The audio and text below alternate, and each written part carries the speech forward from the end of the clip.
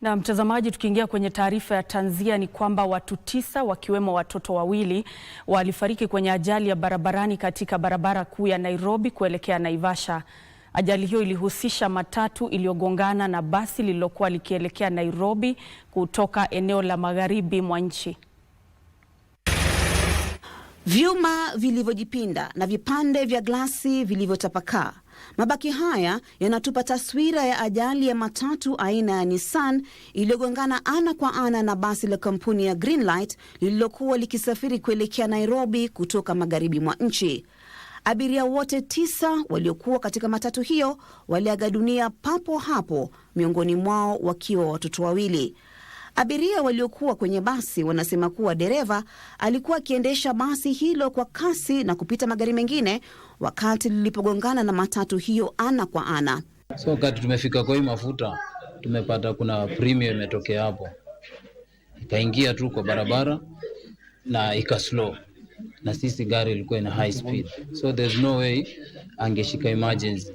So wakati amejaribu kuihepa ndio tukapatana na Nissan head on collision. Alikuwa anakuja akikimbisha gari na speed, tunajaribu kumwambia punguza speed, tuko na watoto na tuko na watu wengi, hataki kusikia. Waathiriwa wa ajali hiyo nao wakisema kuwa ajali hiyo ingeepukika kwani dereva alionekana mchovu kutokana na kwenda mwendo mrefu bila kupumzika. So wakati amefika Nakuru, hizi mataa za gari zingine zikaanza kumlemea. So anafika mahali ana slow.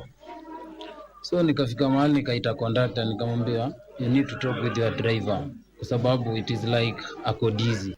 Wanawashutumu waendeshaji magari kwa kutozingatia usalama wao barabarani. Kwa kampuni ya Greenline, kama gari lazima ikuwe na return, at least wakuwe 2 drivers. Polisi wametaja eneo la Karai lililoko katika barabara kuu ya Nairobi Naivasha kuwa eneo hatari, wakihimiza madereva kuwa waangalifu. I am advising a motorist to plan their travel on time so that they are not moving on an hurry. So for them to be safe from where they are starting and where they are ending to.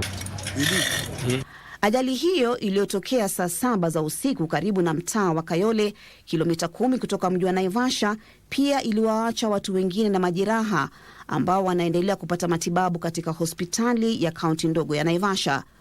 Nimeumia kifua kidogo, nimeumia magoti, but glasi zimenikata kidogo kidogo. Huku familia zikiendelea kuwaomboleza jamaa zao, maswali yanaibuka kuhusiana na uchovu wa madereva, utekelezwaji wa kanuni za usalama barabarani na uwajibikaji kwenye barabara za humu nchini.